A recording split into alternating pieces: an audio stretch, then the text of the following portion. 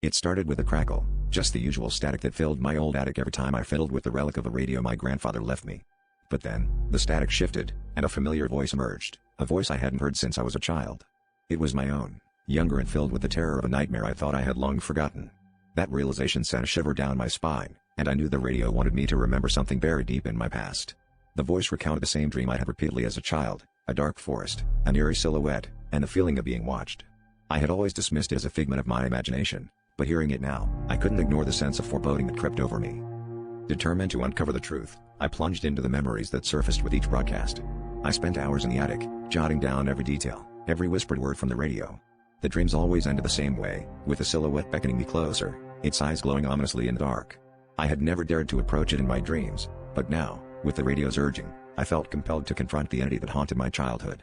As days turned into nights, I became consumed by the need to understand why these nightmares were resurfacing. What was the radio trying to tell me?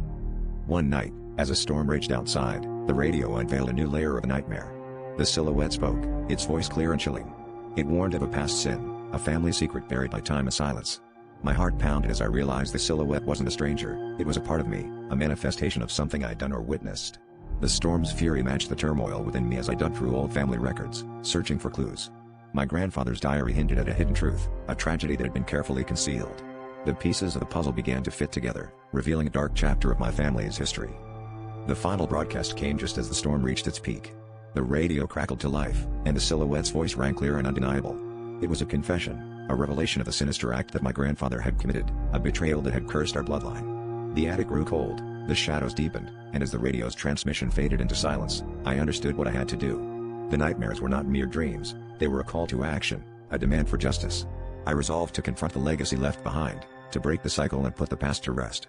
As the radio fell silent for the last time, I knew the truth would no longer be buried, and the nightmares would finally cease.